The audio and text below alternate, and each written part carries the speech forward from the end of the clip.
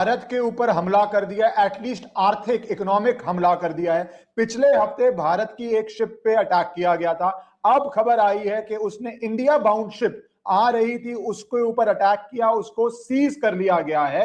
और ये शिप जो इंडिया की लिए आ रही थी, आपको पता है स्ट्रेट ऑफ हॉर्मुज से आ रही थी, तो अखबार में आ चुका है India bound ship attack and seized. Iran की जो रेजीम है, आईआरजी जो कंट्रोल कर रही है, उसका यूएस के साथ जो भी जंग हो, उसके अंदर जो भी हो रहा हो, बट वो रेजीम फंडामेंटलिस्ट है, अपनी जनता पे किस तरह सप्रेशन करती है वो उसका इंटरनल मैटर है, मेरा मानना है। पर अगर इंडिया के इकोनॉमिक इंटरेस्ट के ऊपर असर पड़े तो भारत का क्या रिस्पॉन्स होना चाहिए, कितना सीरियस है ये इकोनॉमिक वॉरफेयर, क्योंकि पहले सिर्फ वेस्ट एशिया से थी, क्या अब वो भारत को भी असर करेगी? पूरे वर्ल्ड में जो तंगी हो रही है, आज ही लुफ्तांजा ने 20,000 फ्लाइट्स कैंसिल करी हैं। तो दिन ब दिन जिस तरह ये चलता जा रहा है और ज्यादा उसका असर हर देश में आएगा, इंक्लूडिंग भारत, जिसकी एनर्जी सिक्योरिटी पे बहुत असर पड़ेगा। तो भारत के क्या स्टेप्स हैं? क्योंकि पिछली बारी जब हमला हुआ था, हमने एनवॉय को समन किया था, कहा गया था, ईरान के एनवॉय ने कहा है कि उस साहब जो हो रहा है वो तो तमाशा दिख रहा है दुनिया के सामने। जैसे ही मुल्ला मुनीर, जिसको उसने छोड़ रखा था ईरान के ऊपर अपने पेट पूडल को कि इसको लाओ, टॉक टेबल पे लाओ,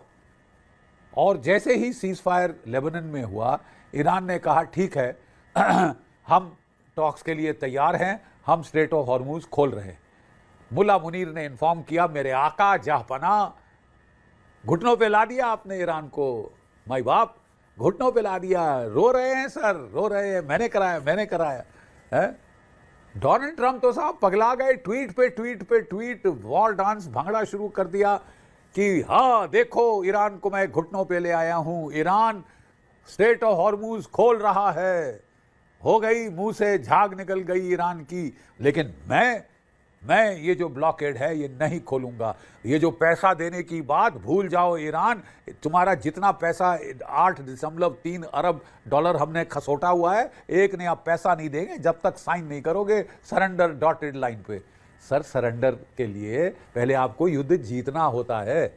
आप एक छोटा सा डिटेल भूल गए कि आप युद्ध में हरा नहीं पाए हैं ईरान को। हरा तो क्या पाए, ब्लडी स्टेलमेट करा दिया है, जिससे दुनिया की इकोनॉमिक तबाही हो रही है। क्योंकि ईरान ने साहब, आपको उम्मीद थी 48 दिन में खलास कर दोगे, उसने पकड़ लिया दुनिया की जगलर स्ट्रेट ऑफ हॉर्मुज। पहले तो आपने बोला खोलो, आपकी फौज ने बोल दिया साहब खोल नहीं सकते, ग्राउंड ट्रूप्स लगाने पड़ेंगे, मारे जाएंगे। फिर आपको चतुर ख्याल आया, नेवी में किसी ने ख्याल दिया, अच्छा साहब तो हम भी ब्लॉकेड नहीं हटा सकते, तो हम भी ब्लॉकेड करेंगे। तो दो लोग मिलकर अब ब्लॉकेड कर रहे, हो गई दुनिया की खलासी। दो लोग दुनिया के यहाँ बैठ के स्ट्रेट ऑफ हॉर्मुज को ब्लॉकेड कर रहे, एक एक दिन जिसके ब्लॉकेड से दुनिया की इकोनॉमिक तबाही, दुनिया के तबूत में आखिरी कील डले जा रहा है। जैसे ही एनएफ न्यूज पर मैं हूं आपके साथ रोहित।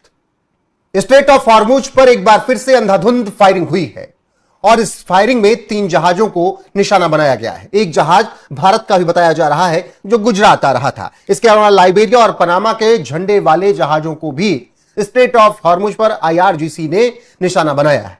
ट्रंप सीज फायर को एक तरफा लगातार बढ़ा रहे हैं, लेकिन इस बीच यूएस की नाकाबंदी भी स्ट्रेट ऑफ हॉर्मुज पर है और ऐसे में आईआरजीसी भी अंधाधुंध फायरिंग कर रही है जो जहाज वहां से गुजरने की कोशिश कर रहे हैं।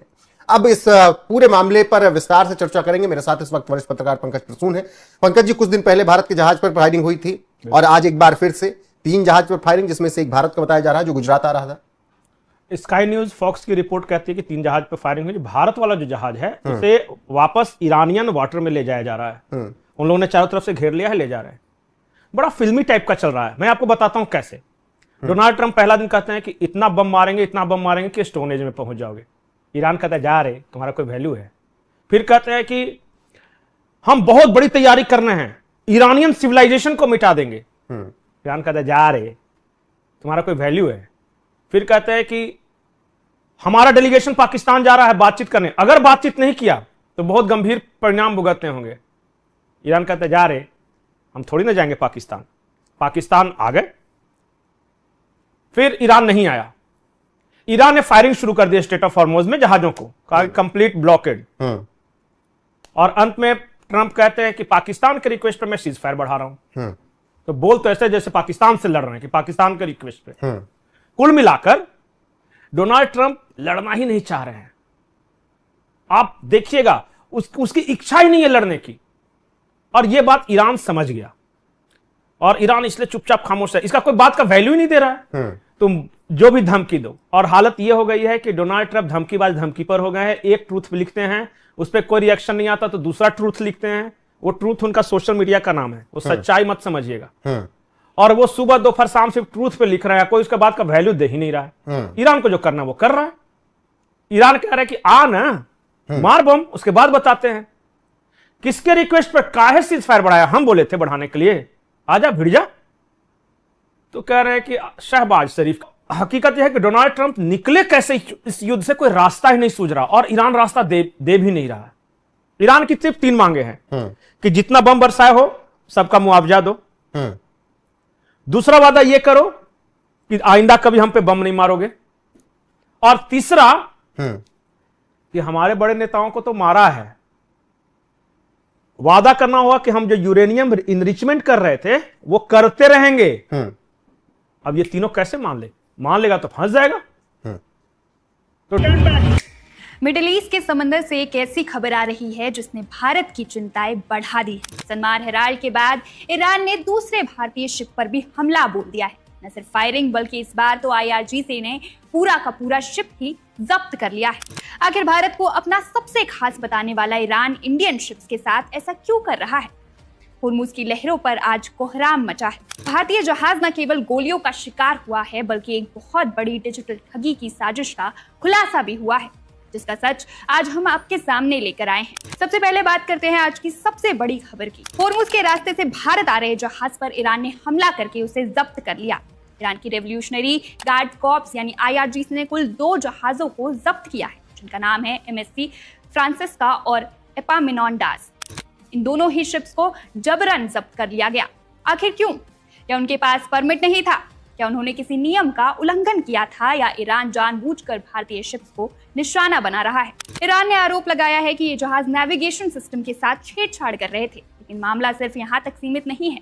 उनमें से एक जहाज गुजरात आ रहा एक मालवाहक जहाज था। ईरान ने दोनों जहाजों पर नेविगेशन सिस्टम में हेरफेर करने और होर्मुज में सुरक्षा को खतरे में डालने का आरोप लगाया। थोड़ा पीछे जाए तो शनिवार 18 अप्रैल को भारत का झंडा लगे 2 जहाजों जग अर्नब और सनमार हेराल्ड पर भी भयंकर गोलीबारी हुई थी। जग अर्नब सऊदी अरब जा रहा था और सनमार हेराल्ड इराक से भारत के लिए कच्चा तेल लेकर आ रहा था। लेकिन इस पूरी कहानी का सबसे चौंकाने वाला मोड़ सनमार हेराल्ड के कप्तान का वो रेडियो संदेश है जिसने सबको सन्न कर दिया। जैसे आप देख सकते हैं जहां बाकायदा तौर पर जो ईरान की जो नेवी है उन्होंने 3 पहले ये कहा जा रहा था कि 3 जहाज जो है उनको कब्जे में लिया है। फायरिंग हुई है बाकायदा तौर पर, जंग का मैदान बदल गया है। जंग का मैदान अब स्ट्रेट ऑफ हॉर्मुज हो गया। ये देखिए आप, ये ईरान नेवी के ये कमांडोज हैं जो किस तरह से जहाज पर चढ़ रहे हैं और उन्होंने 2 जहाजों को अपने कब्जे में ले लिया है। भारत के लिए क्यों कंसर्न की बात है? इनमें से एक जहाज आ रहा था गुजरात, और गुजरात वो जहाज आ रहा था जिसको ईरान ने अपने कब्जे में ले लिया है। यानी कि अगर गुजरात आ रहा था तो ईरान के इसके थ्रू जो है वहां से सामान आ रहा था। और ये कहा जा रहा है कि IRGC जो नेवी है उसने ये दोनों वीडियोस रिलीज की हैं, फुटेज रिलीज की हैं, और उन्होंने बताया है, जिसमें आप तस्वीर देख सकते हैं कि MSC फ्रांसिस्का और एपामिनोडोआ, हो सकता है मैं गलत प्रोनाउंस कर रही हूँ, ये 2 जहाज जो है 2 कंटेनर शिप्स हैं जिनको स्ट्रेट ऑफ हॉर्मुज में ये दरअसल कब्जे में ले लिया गया है। तस्वीरें बहुत दिलचस्प हैं। ये तस्वीरें दिखा रही हैं कि अभी भी जो स्ट्रेट ऑफ हॉर्मुज है उस पर किस तरह से ईरान का कब्जा है। जंग का मैदान बदल गया है, जंग का मैदान अब स्ट्रेट ऑफ हॉर्मुज हो गया है। ये लगातार ये कहा गया कि ईरान से जो जहाज निकलने देंगे, जिनको नहीं चाहेंगे उनको नहीं निकलने देंगे। ये ईरान भी बता रहा है, क्योंकि ईरान की तरफ से ये कहा गया कि जो ये जहाज जो पास हो रहे थे इनको परमिशन नहीं थी, इन पर पहले फायरिंग की गई और फिर इसके बाद इनको रोका गया और फिर इन पर कब्जा कर लिया गया है। अथॉरिटीज को बता दिया ईरान में, और दोबारा ऐसा नहीं होगा, पर दोबारा ऐसा हो गया है। So what all is to India to do and what are India's interest, और इंडिया उनको कैसे सेफगार्ड कर रहा है, ये सब डिस्कस करने के लिए हमारे साथ जुड़ गए हैं लेफ्टिनेंट जनरल दुष्यंत सिंह जी। आप उनको भली भांति जानते हैं। फ्रॉम इडियट्स, यानी कि वो अपनी जो ईरानियन ट्रेडिशनल गवर्नमेंट है, प्रेसिडेंट हो गए, फॉरेन मिनिस्टर हो गए, पेजेक्सियां हो गया, गाची हो गया, इन लोगों को उसने IRGC नेवी ने एक तरह से इडियट बुलाया है और उसने ये बोला कि unless the Mostafa gives us the clearance, हम किसी भी शिप को जाने नहीं देंगे। तो मुझे ऐसा लग रहा है कि IRGC हैज बिकम रोग नाउ, और रोग होने की वजह से दो इश्यूज आ रहे हैं। एक इशू तो ये आ रहा है कि जो जनरल्स हैं ईरान के, वो रोग हो गए हैं and they are not listening to the president और the supreme commander Mustafa Khamenei. दूसरा ये है कि Mustafa Khamenei is exercising his will through IRGC elements, और IRGC एक पैरेलल स्ट्रक्चर है ईरान में, यानी कि हर जगह जहां पर आर्मी है उसका एक पैरेलली IRGC की भी एक यूनिट। अगर ईरान ने अनुमति नहीं दी थी तो कप्तान को हरी झंडी किसने दिखाई? यहीं से शुरू होता है इस कहानी का नया मोड़। समुद्री risk management company mark risk ने एक बहुत बड़ी चेतावनी जारी की है। उनका कहना है कि होर्मुज में फंसे सैकड़ों जहाज एक डिजिटल जाल यानी फिशिंग स्कैम का शिकार हो रहे हैं। सुनने में ये फिल्मी लगता है, लेकिन कुछ ठग खुद को ईरानी अधिकारी बताकर इन जहाजों को फर्जी क्लियरेंस मैसेज भेज रहे हैं। बदले में क्या मांगा जा रहा है? कोई कैश नहीं, कोई सोना नहीं, बल्कि बिटकॉइन और USDT जैसे क्रिप्टो करेंसी। चलिए आपको समझाते हैं कि आखिर ये ठगी हो कैसे रही। स्कैमर्स शिपिंग कंपनियों को मैसेज भेजते हैं कि आपके दस्तावेजों की जांच हो गई है, अब इतनी क्रिप्टो फीस चुकाइए और सुरक्षित निकल जाइए। कप्तानों को लगता है कि मामला सुलझ गया है, वो पैसे देते हैं और जैसे ही जहाज आगे बढ़ाते हैं, असली ईरानी सेना उन्हें नियम तोड़ने वाला समझकर हमला कर देती है। इस घटना ने नई दिल्ली में हड़कंप मचा दिया है। भारत के विदेश सचिव विक्रम मिस्री ने तुरंत ईरानी राजदूत को तलब किया। भारत ने दो टूक शब्दों में कहा कि हमारे नाविकों और जहाजों की सुरक्षा पर कोई समझौता नहीं होगा। उधर तेहरान यूनिवर्सिटी के प्रोफेसर्स का कहना है कि ईरान का अमेरिका द्वारा की गई नाकेबंदी का जवाब है। उनका मानना है कि जब तक प्रतिबंध नहीं हटेंगे, समंदर का ये रास्ता ऐसे ही सुलगता रहेगा। आज होर्मुज की लहरों पर सिर्फ बारूद की गंध नहीं है। जी हाँ दोस्तों, ये थी अब तक की मालूमात जो मैंने आपके साथ शेयर की है। वीडियो कैसी लगी अपनी राय का इज़हार कमेंट बॉक्स में ज़रूर करें। अगर आप भारतीय मीडिया के रिएक्शन देखना और सुनना पसंद करते हैं तो चैनल को सब्सक्राइब करें, ताकि इस तरह की इन्फॉर्मेटिव वीडियो अब तक बर वक्त पहुँच रहे। जैसे कोई नई मालूमात है तो मैं आपके साथ ज़रूर शेयर करूँगा। हाज़िर होते हैं नई वीडियो के साथ, नई अपडेट के साथ। नेक्स्ट वीडियो दीजिए इजाज़त। अल्लाह हाफिज़।